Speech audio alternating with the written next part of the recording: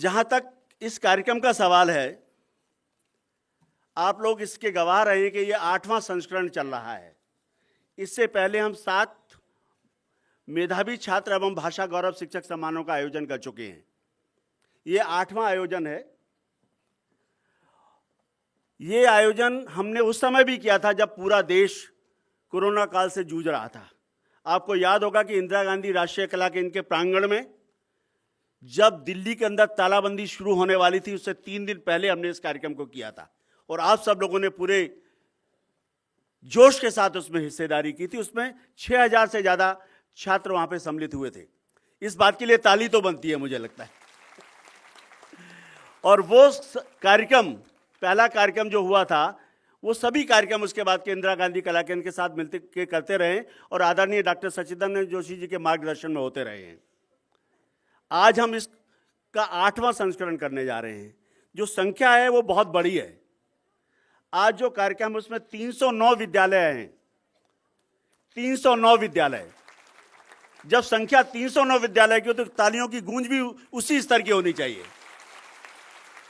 309 विद्यालय ऐसे हैं जिन्होंने भारतीय भाषाओं में, जिनके बच्चों ने या तो 100% अंक प्राप्त किए हैं या 90% से अधिक अंक प्राप्त किए हैं। 9 भारतीय भाषाएं हैं साहब। 9 भारतीय भाषाएं ऐसी हैं जिनके छात्र यहां बैठे हुए हैं। कुल शिक्षक 853 हैं। ये वो शिक्षक हैं, ऐसे ही किसी को नहीं जोड़ा गया है। ऐसे शिक्षक जिनके बच्चों ने 90% या 100% अंक प्राप्त किए हैं, उनके शिक्षकों को यहां बुलाया गया है। तो वो बहुत विशिष्ट शिक्षक हैं यहां पर। और जो कुल विद्यार्थी हैं वो 7559 विद्यार्थी इस कार्यक्रम से प्रत्यक्ष और अप्रत्यक्ष रूप से जुड़ रहे हैं। ये कार्यक्रम की विशालता को देखते हुए हमें प्रशासन से यह अनुमति नहीं मिली कि हम इतने बड़े कार्यक्रम 10,000 11,000 लोगों का कार्यक्रम कर पाए। पिछली बार हमने इंदिरा गांधी राष्ट्रीय कला केंद्र के अंदर इसका आयोजन किया था, तो व्यवस्था की दृष्टि से हमने ये कहा कि सिर्फ 100% वाले बच्चे जो हैं, जिनको भाषा रत्न से सम्मानित किया जा रहा है, उनको बुलाया जाए। और ये कार्यक्रम 2 सत्रों में किया जा रहा है। एक कार्यक्रम 1 बजे तक अभी आपका चलेगा। 1 बजे के बाद इतने ही विद्यार्थी और शिक्षक दोबारा दूसरे सत्र में भी आएंगे, तो कार्यक्रम बहुत विशेष हो जाता है। मैं यहां पर भारतीय भाषाओं पर कोई वक्तव्य देने के लिए खड़ा नहीं हुआ हूं। मुझे स्वागत वक्तव्य के रूप में यहां पर आपके सामने अपने विचारों को रखना है, क्योंकि इस विषय पे बोलने के लिए, बीच वक्तव्य देने के लिए सबसे जो प्रमुख व्यक्ति हो सकते हैं, सबसे जो ऐसे व्यक्ति जो इस पे भाषाओं पे अपनी पूरी पकड़ रखते हैं, डॉक्टर सच्चिदानंद जोशी जी यहाँ पर हैं। वो बीज वक्तव्य के रूप में इस पूरे दिवस की जो महत्व है उसको दर्शाएंगे और भाषाओं के ऊपर अपना वक्तव्य देंगे। आप और हम उससे लाभान्वित होंगे। कई बार आपको ये प्रश्न भी मेरे पास आया कि आप भाषा शिक्षकों के इस आयोजन को करने के पीछे उद्देश्य क्या है। लगता है कि हम क्यों कर रहे हैं, क्यों नहीं 100% वाले बच्चे और हैं और विषय के लिए कर रहे हैं। जब हमने हिंदुस्तानी भाषा अकादमी के माध्यम से शिक्षकों से संपर्क किया, तो ऐसा लगा कि वो शिक्षक कहीं ना कहीं अपने आप के मनोबल को टूटा हुआ महसूस कर रहे थे। ऐसे विद्यालयों में जहां पर हिंदी भाषा के शिक्षक, संस्कृत के शिक्षक, भारतीय भाषाओं के शिक्षक, उनको लगता था कि और भाषाओं के शिक्षकों को शायद बहुत अच्छा महत्वपूर्ण स्थान वहाँ मिल जाता है। वो कहीं उनको लगता था कि उस भाषा को बहुत ज़्यादा प्राथमिकता मिल नहीं पा रही। ठीक है, एक भाषा है, पढ़ रहे हैं, बहुत अच्छी है। जब हमने पहली बार आयोजन शुरू किया, उसमें मात्र 125 बच्चे थे जी। 125 बच्चे और 25 विद्यालय, और धीरे धीरे ये कारवां बढ़ता गया और आज 309 विद्यालय हैं और 7459 शिक्षकों को इसमें सम्मिलित किया गया है। मैं भाषाओं पर सिर्फ इतना कहना चाहूंगा कि पूरे विश्व के अंदर 7000 से ज्यादा भाषाएं हैं। भाषाओं पर संकट का दौर चल रहा है। भाषा शास्त्री कहते हैं कि हर 3.5 महीने के अंदर एक भाषा मर रही है। मरने का मतलब होता है भाषा समाप्त हो रही है। और इस सदी के अंत तक मात्र 200 भाषाएं बचने का भविष्यवाणी की जा रही है। आपसे यही निवेदन करना चाहूंगा हम इस कार्यक्रम के अंदर सभी बच्चों को नहीं बुला पाए हैं। बहुत बड़ी संख्या में जो बच्चे हैं, 7,152 बच्चे इस कार्यक्रम में नहीं आ पाए हैं। हम व्यवस्था की दृष्टि से उनको नहीं बुला पाए हैं, लेकिन मैं अपने शिक्षकों से बिल्कुल विनम्र निवेदन करना चाहता हूं आपके माध्यम से कि आप अपने विद्यालय में, क्योंकि आप सबको यहां सम्मान पत्र उनके दिए जा रहे हैं, आप अपने विद्यालय में लेके जा रहे हैं। मैंने आपके विद्यालय से संपर्क किया है, आपके प्राचार्यों से अनुरोध किया है, निवेदन किया है कि आपके सभी शिक्षक यहां से वो प्रमाण पत्र और लेके जा रहे हैं। आप अपने विद्यालय में भारतीय भाषा उत्सव अवश्य मनाइए। तो जब 309 विद्यालय के अंदर इस कार्यक्रम के परोक्ष रूप से 309 विद्यालयों के ऊपर जब भाषा उत्सव मनाया जाएगा तो एक अद्भुत बात होगी। आप सभी लोग, मैं विनम्र निवेदन करूंगा शिक्षकों से, आप अपने प्राचार्यों से कहें कि ये जो सम्मान पत्र लेके आ रहे हैं भाषा दूत का, इनको किसी ऐसे बच्चों को क्लास में ना बांट दिए जाएं। इनका एक आयोजन किया जाए, समारोह किया जाए और विधिवत रूप से उनको सम्मानित किया जाए, जिसको हम नहीं कर पा रहे हैं। तो मुझे लगता है आप लोग अपने यहाँ पर इस तरह की व्यवस्था करेंगे कि भारतीय भाषा दिवस के अवसर पर एक भाषा उत्सव मनाएंगे और उन बच्चों को सम्मानित करेंगे। DAIC मतलब डॉक्टर अंबेडकर इंटरनेशनल सेंटर एक सिर्फ कन्वेंशन सेंटर ही नहीं है, बल्कि सोशियो इकोनॉमिक ट्रांसफॉर्मेशन स्टडीज, सामाजिक, राजनीतिक, आर्थिक समस्याओं को कम करने के लिए यहाँ पे कठोर अनुसंधान और प्रामाणिक अनुसंधान करने का ये मेरा एक चार्टर है। इस हेडिंग के नीचे जो साहब ने आपको बताया, मैं सभी से जुड़ना चाहता हूं। और जब सर ने बताया कि 300 से ज़्यादा स्कूल्स यहाँ पर आएंगे, तो हमने बोला कि DAIC should be part of this initiative. तो बहुत अच्छा लगता है सर जब हम आपके पास आते हैं, चाहे ये विषय हो या और कोई भी विषय हो जो हमारे चार्टर का है, जहां हमें आपसे मार्गदर्शन मिलता है। और भीम ऑडिटोरियम इतना फुल भरा हुआ सर मैंने एक साल में अभी तक नहीं देखा। वो कहते हैं सर कि दिल्ली में फंक्शंस बहुत होते हैं, स्पीकर्स बहुत मिल जाते हैं, लेकिन ऑडियंस नहीं मिलता है। ये इतना अच्छा इनिशिएटिव है भारतीय भाषा दिवस, जिसका आज हमें यहाँ पे मौका मिला है आप सबको यहाँ पे स्वागत करने का। इनिशिएटिव्स काफ़ी चलते रहेंगे। मैं सभी से कनेक्ट होऊंगा, जितने यहाँ पे शिक्षक हैं, माननीय शिक्षक गण है, प्राचार्य है, हम जुड़ेंगे, डेफिनेटली इस चीज़ को आगे लेकर जाएंगे। और पुनः मैं आपका सभी का स्वागत और अभिनंदन करता हूँ। जय हिंद। ये बड़ी प्रसन्नता की बात है कि भारतीय भाषाओं की एकता, भारतीय भाषाओं के समन्वय की दिशा में हम इतने गतिशील हो चुके हैं। जो दो चार वाक्य मैंने सुने, वे सुनकर के मुझे अपार हर्ष हो रहा है, क्योंकि जिस समय भारत स्वतंत्र होने की ओर बढ़ रहा था, 1940 से 1960 का जो समय है, वो उन साहित्य मनीषियों का है जिन्होंने भारत के लोकतंत्र का सपना देखा था। उन्हीं विद्वानों में एक मूर्धन्य मनीषी और अंतर्राष्ट्रीय कलाविद थे आचार्य वासुदेव शरण अग्रवाल। मैं अपनी बात उनकी उस संकल्पना से शुरू करना चाहता हूं कि उन्होंने हिंदी स्वस्तिक की परिकल्पना की। स्वस्तिक एक मांगलिक प्रतीक है भारतीय संस्कृति का, और उसमें उन्होंने संकल्पना दी कि उस स्वस्तिक की 4 भुजाएं हैं, और 4 भुजाओं में से एक भुजा है संस्कृत, प्राकृत, अपभ्रंश, अवहट्ट। उन भाषाओं की निरंतरता, उनकी साहित्य संपदा, उनकी भूमिका, उनकी विरासत। हिंदी स्वस्तिक की दूसरी भुजा है समस्त भारतीय भाषाओं का साहित्य, उनके साथ निरंतर सामंजस्य, निरंतर समन्वय, निरंतर आदान प्रदान। हिंदी स्वस्तिक की तीसरी भुजा है समस्त विश्व की वे भाषाएं जो समृद्ध हैं, जिनमें ज्ञान विज्ञान की अपार संपदा है, उनके साथ सेतु बंधु, उनके साथ आदान प्रदान, आवागमन, मिलना। और जो चौथी भुजा है वो है भारत की जो लोक भाषाएं हैं, जिनके संबंध में अभी पाठक जी कह रहे थे कि आज भाषाओं का जो आक्रमण हो रहा है और हम कल्पना कर रहे हैं कि 300 भाषाएं ही बच पाएंगी, ये एक निरंतरता है और भाषा वैज्ञानिक निरंतर इसका अध्ययन करते रहे हैं। ये बात बिल्कुल सच है कि जो संकल्पना आचार्य वासुदेव शरण अग्रवाल जी ने की थी उस समय, और उस समय कार्य भी बहुत हुआ था।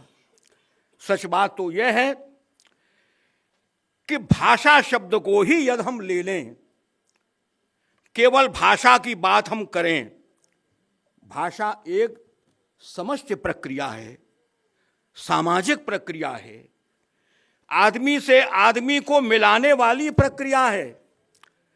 तो भाषा का जन्म जो होता है वो संवाद की इच्छा से होता है। यदि आदमी अकेला ही रहा होता तो उसे न भाषा की जरूरत थी और न उसे संस्कृति की जरूरत थी।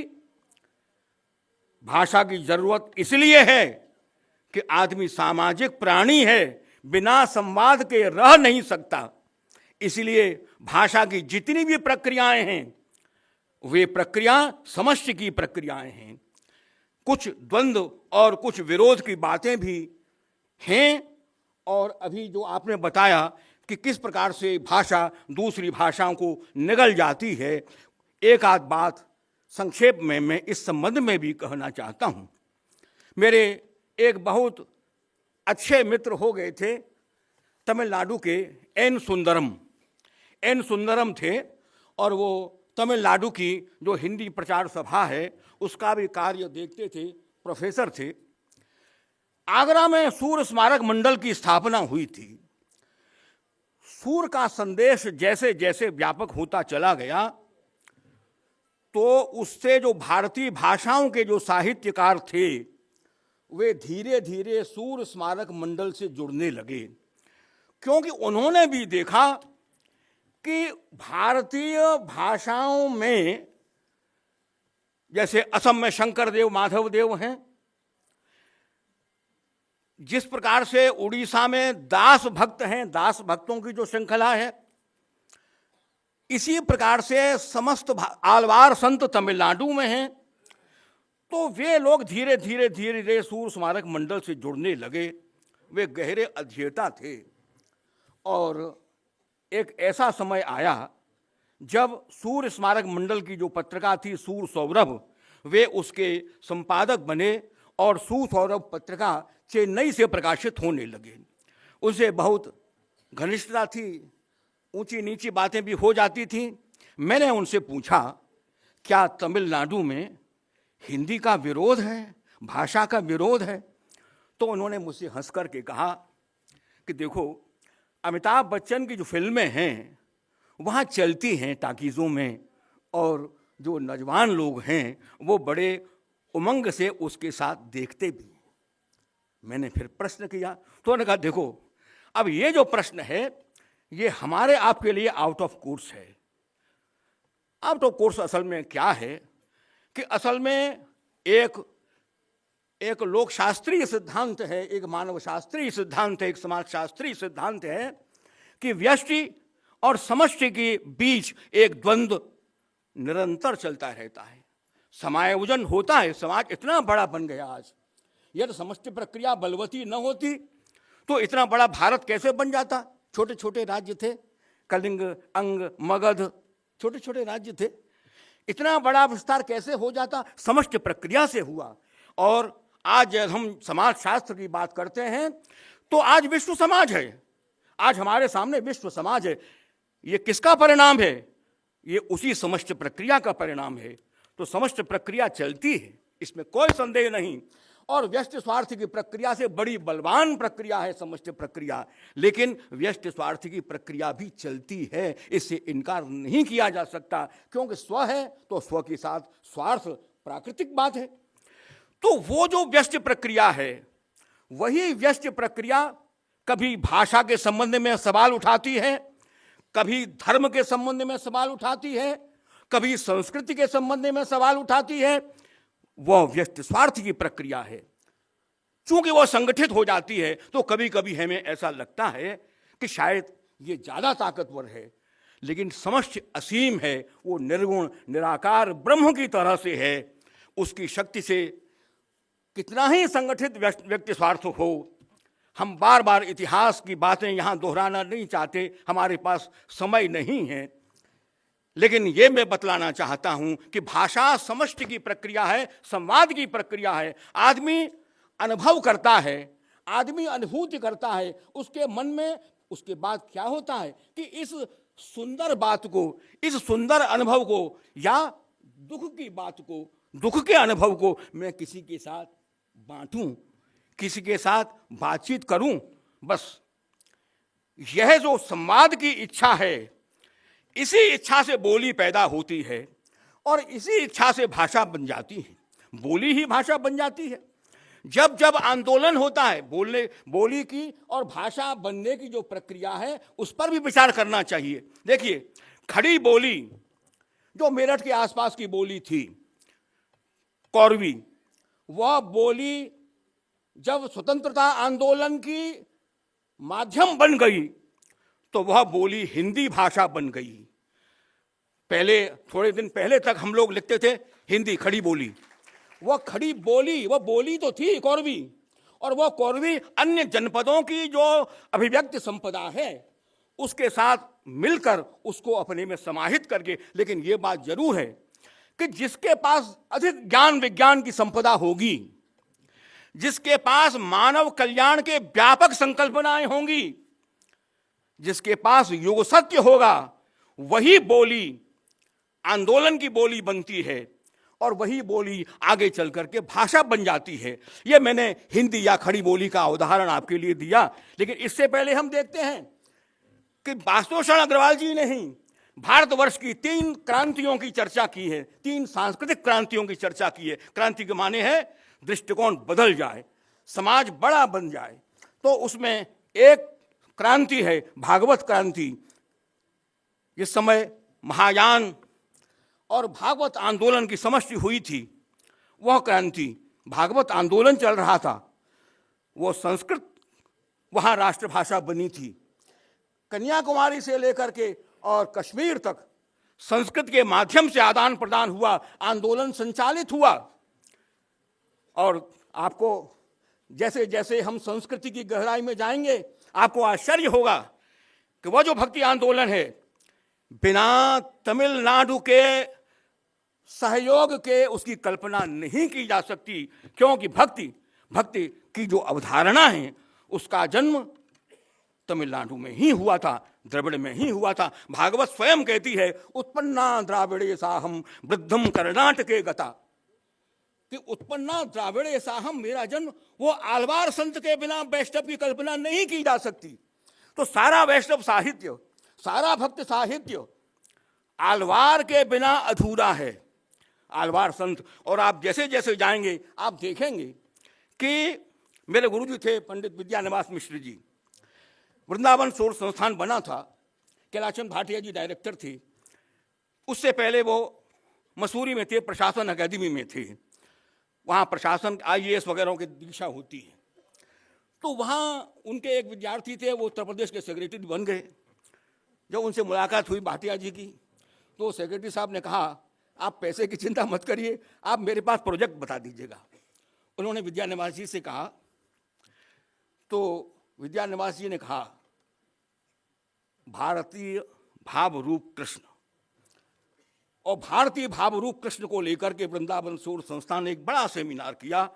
सारे भारतीय भाषाओं के विद्वान एकत्र हुए, क्योंकि पैसे की सेक्रेटरी साहब ने कह दिया था पैसे की कमी नहीं रहेगी। मेरा कहना यह है कि भारतीय भाषाओं के बिना हम हिंदी साहित्य के किसी भी युग की पूरी व्याख्या नहीं कर सकते। भारतीय भाषाएं यहाँ एकत्र हैं, भारतीय भाषाओं का ये कुंभ है। मैं बार बार आपके लिए प्रणाम करता हूँ। हमारी बहुत सारी भाषाएं लुप्त होती जा रही हैं। तो ये जो लुप्तता के कगार पे हैं ये भाषाएं, उसको कौन बचाएगा? पहले जो खड़ी बोली थी वही जो है एक भाषा के रूप में तब्दील हो गई। तो अभी भी न जाने कितनी भाषाएं बोलती हैं। आप लोग जानते हैं कि इस देश में हर 3 या 5 किलोमीटर पे बोलियां बदल जाती हैं।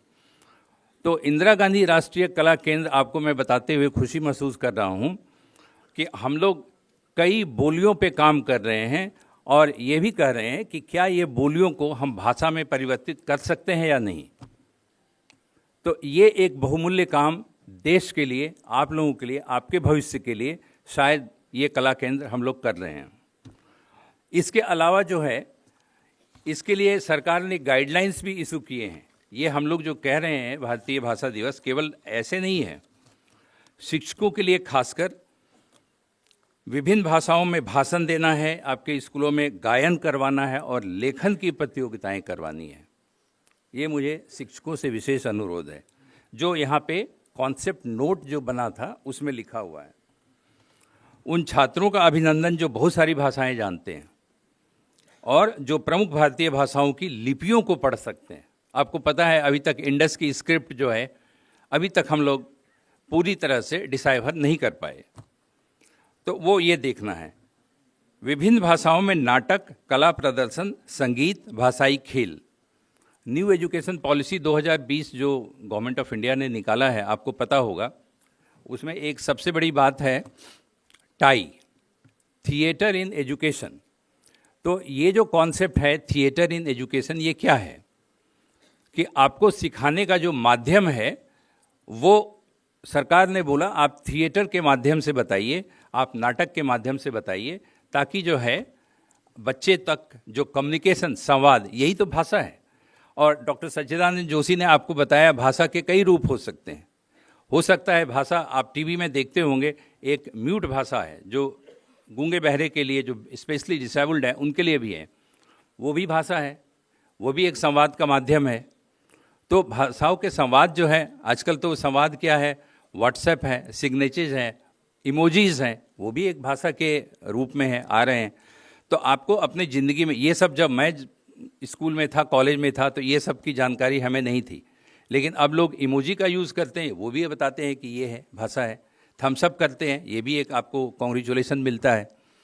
तो इन सारे जो चीज़ें हैं, प्रक्रिया है जो संवाद में हम लोग यूज़ करते हैं, तो ये नए नए प्रयोग हैं। हो सकता है आपके टाइम में कुछ नए प्रयोग आएंगे। एक और बात पे मैं बोलना चाहूँगा, साइकोलॉजी का मैं स्टूडेंट हूँ, तो कम्युनिकेशन उसमें साइकोलॉजी में भी एक आता है, संवाद, कि किस तरह से बच्चों को कैसे संवाद करते हैं, संवाद में क्या क्या फैलेसी होती है। तो ऐसा ना हो कि यदि मैं कोई बहुत ज्ञान का बड़ा भंडार आपको दे दूं तो आप तक पहुंच ही नहीं पाए। तो संवाद का ये भी एक माध्यम है कि जो मैं बोल रहा हूं, मैं आपके स्तर तक बोलूं और आप तक पहुंच जाए। लेकिन इन सब के पीछे आपको ये ध्यान रखना है कि ये जो आपकी जो बढ़ती हुई अभी जो जिस उम्र में आप हैं, बड़ा संवेदनशील उम्र है, इसमें आर्टिफिशियल इंटेलिजेंस गुमराह भी कर सकता है। तो कृपया सिर्फ अपने कोर्स और सिलेबस से ही संबंधित जो कुछ चीज़ें हो उसके लिए यूज़ कीजिए, अपनी रचनात्मक शक्ति को आप बचा के रखिए। इस पूरे कार्यक्रम का संयोजन करने के लिए जिस तरह से हिंदुस्तानी भाषा अकादमी इंदिरा गांधी राष्ट्रीय कला केंद्र के साथ जुड़ी हुई है, पिछले वर्ष भी हमने जो है एक तरह से रिकॉर्ड कायम किया कि इतने सारे बच्चों को, 10,000 बच्चों को ला करके। मैं इन्हीं शब्दों के साथ मैं अपने वाणी को विराम देना चाहूँगा और मैं आप सभी बच्चों का उज्जवल भविष्य की कामना करता हूँ। धन्यवाद। मैं ये कहना चाहता हूँ कि ये भाषा का कार्यक्रम नहीं है, ये आप लोगों का कार्यक्रम है, आप लोगों के भविष्य का कार्यक्रम है, आप लोगों की संभावनाओं को तलाश करता हुआ कार्यक्रम है। मैं क्यों कह रहा हूं? मैं ये इसलिए कह रहा हूं कि आज आज़ादी के 75 वर्ष बाद भी अगर हम आईआईटी के बारे में सोचते हैं, एमबीबीएस के बारे में सोचते हैं, सिविल सर्विसेज के बारे में सोचते हैं, चार्टर्ड अकाउंटेंसी के बारे में सोचते हैं, तो हमारे देश में सभी प्रमुख पदों और प्रमुख संभावनाओं, प्रमुख रोजगार पर केवल एक भाषा का कब्जा है। अगर इसको बदलना है, अन्यथा तो ये रहेगा कि अगर जिसको वो भाषा आती है वो उस भाषा, वही व्यक्ति ऊपर चढ़ सकता है, वही व्यक्ति प्रमुख रोजगार पा सकता है, वही व्यक्ति इस देश का नेतृत्व कर सकता है। परंतु ये विचार किया गया इस देश के अंदर, देखिए 70 का दशक था तो उसमें कहा गया कि धूमिल की एक पंक्तियां हैं कि हाय जो कसाई है, उसकी नजर में तुम्हारा तमिल दुख मेरी भोजपुरी पीड़ा का भाई है। तो वो स्थिति थी, परंतु भारतीय भाषाओं में जो अंतर विरोध है, जो विरोध की स्थिति पैदा की गई थी, तो उसको दूर करने का प्रयास किया गया इस भारतीय भाषा दिवस के माध्यम से। मेरी एक कविता की पंक्ति है जिसमें लिखा है कि मैं नहीं चाहता कि भाषा के नाम पर दंगा हुआ ये फिर अखबार में आए, भाषा तो तोड़ती है दीवार, मैं नहीं चाहता कि इसकी वजह से एक और दीवार बन जाए। तो मित्रों, भाषा दीवार को तोड़ने वाली कड़ी है, और अगर आपने अपनी संभावनाओं को तलाश करना है तो ये आवश्यक है कि हम भारतीय भाषाओं को उनका जो योग्य स्थान है हिंदी और भारतीय भाषाओं को मिले। मैं आपको एक छोटी सी बात बताता हूं। अभी एक सप्ताह पहले मैं जोधपुर में था, जोधपुर आईआईटी में। जोधपुर आईआईटी ने इस देश में इंजीनियरिंग की दृष्टि से एक पहल की है। बीटेक पूरे वर्ष, पहले वर्ष का अध्ययन अब हिंदी माध्यम से अध्ययन, प्रशिक्षण, परीक्षा, ये जोधपुर विश्वविद्यालय के अंदर उपलब्ध है। और मेरी वहां पर जो 20 प्रोफेसर जिन्होंने उनको पढ़ाया, उन बच्चों को, उन विद्यार्थियों को, उनसे बातचीत हुई, लगभग 3 घंटे की बातचीत हुई, और उन्होंने बताया आमतौर पर क्या होता है कि हिंदी में प्रारंभ करते हैं और धीरे धीरे छोड़कर चले जाते हैं, परंतु उन्होंने बताया कि 90 विद्यार्थियों ने बीटेक में हिंदी ली थी, और अब जब अंतिम सत्र आया तो 120 विद्यार्थी हैं जिन्होंने बीटेक की परीक्षा हिंदी से पास की है। ऐसे ही यही स्थिति एमबीबीएस के अंदर है। एमबीबीएस के 13 कॉलेजेस के अंदर, भोपाल के अंदर अब हिंदी माध्यम से पढ़ाया जा रहा है। देश में अलग अलग स्थानों पर यह प्रयास हो रहा है, और प्रधानमंत्री जी ने यह कहा कि भारतीय भाषाएं इसलिए आएंगी, इसलिए नहीं कि वो भाषा का विषय है, इसलिए कि इस देश में अगर युवा को, इस देश में जो ग्रामीण क्षेत्र में रहने वाला है, मध्यम वर्ग का विद्यार्थी, अल्प मध्यम वर्ग का विद्यार्थी है, गरीब विद्यार्थी, आम विद्यार्थी है, अगर उसको अवसर मिलने हैं तो उसके लिए आवश्यक है कि भारतीय भाषाएं इस देश के अंदर स्थापित हों। मैंने जिन आईआईएम का, चार्टर्ड अकाउंटेंसी का, एमबीबीएस का, आईआईटी का नाम लिया है, तो मित्रों इस मुहिम में हम सब लोग शामिल हैं। इसलिए ये आवश्यक है, इस देश के करोड़ों करोड़ों लोगों को अगर रोजगार, अपनी संभावनाओं को तलाश करना है तो भारतीय भाषाएं इस देश के अंदर आए। आज हर विद्यार्थी का क्या सपना है? क्या उनको माँ बाप बोलते हैं कि बाहर जाना है, ऑस्ट्रेलिया जाना है, अमेरिका जाना है, इंग्लैंड जाना है। अगर भारतीय भाषाएं आएंगी तो इस देश में ही वो संभावनाएं होंगी कि आप अंतरिक्ष में पहुंचेंगे, आप अपनी संभावनाओं को प्राप्त कर सकेंगे। ये जो कार्यक्रम है, ये सिर्फ कार्यक्रम नहीं है। आदरणीय जोशी जी ने, सच्चिदानंद जोशी जी ने आपको कुछ बातें कही। ये एक संकल्प दिवस भी होना चाहिए। क्या हम अपने हस्ताक्षर अपनी भाषा में करते हैं? क्या हम सोशल मीडिया पर अपनी भाषा में, व्हाट्सएप पर लिखते हैं? क्या हम फेसबुक पर अपनी भाषा में लिखते हैं? क्या हमारे घर के बाहर जो बोर्ड लगा है वो अपनी भाषा में है? क्या हम संवाद जो अपनी भाषा में करते हैं? हमें कुछ चीजों का आज संकल्प लेना चाहिए कि भारतीय भाषा दिवस में, कि भारतीय भाषाओं को योग्य और समुचित स्थान, जिन लोगों ने 100% अंक लिए हैं, कम से कम उनके जीवन में तो वो अवश्य होना चाहिए। तो ये एक संकल्प हम लोगों को अवश्य है, मैं समझता हूँ कि आज के समय में लेना चाहिए। एक कविता मैंने जो लिखी थी जिस समय मैं ब्रिटेन में था, उसकी कुछ प्रारंभिक और कुछ अंतिम पंक्तियों के साथ मैं अपनी बात समाप्त करना चाहूँगा। वो ये है कि कविता का शीर्षक है भटका हुआ भविष्य। तो वो कविता कुछ इस तरह से है जैसे आज नई पीढ़ी में भाषाओं की स्थिति है, कि उसकी प्रारंभिक पंक्तियाँ हैं कि उसने मुझे जब हिंदी में बात करते हुए सुना तो बड़े गौर से देखा और अपने दोस्त को कहा, my grandpa used to speak in this language. Hindi बोलता हुआ मैं उसके लिए विचित्र था, जैसे दीवार पर टंगा हुआ कोई चित्र था जिसे हार तो पहनाया जा सकता है पर गले से नहीं लगाया जा सकता। परंतु उसकी अंतिम पंक्तियां हैं जो आप लोगों ने जिस तरह से भाषा में काम किया उसको देखकर लिखी गई हैं कि हाँ वो आ सकता है, उसे आवाज दो। वो एक शख्सियत है जो जवाब भी बन सकती है और सवाल भी। वो एक चिंगारी है जो राख भी बन सकती है और मशाल भी, उसे आवाज दो। वो एक शख्सियत है जो जवाब भी बन सकती है और सवाल भी। वो एक चिंगारी है जो राख भी बन सकती है और मशाल भी, उसे आवाज दो। उसमें कुछ ना कुछ है जो खोलता है तुतलाता ही सही, अपनी भाषा तो बोलता है, उसे आवाज।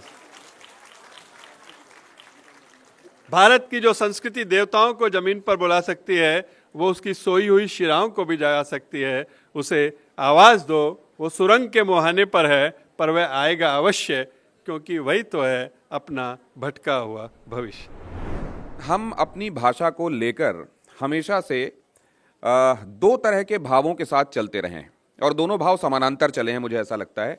एक तो भाव गर्व का, अपनी संस्कृति और संस्कार, क्योंकि भाषा के बगैर हो ही नहीं सकते, इसलिए उस भाषा के माध्यम से अपनी संस्कृति और संस्कार को पाकर हम हमेशा से गौरवान्वित रहे हैं, और वही समय रहा है गौरव का जब हम विश्व गुरु भी कहलाए। लेकिन कहीं कालांतर में ऐसा समय भी आया जब हम अपनी ही भाषा को लेकर, अपने संस्कारों को लेकर हीनता के बोध में भी गए।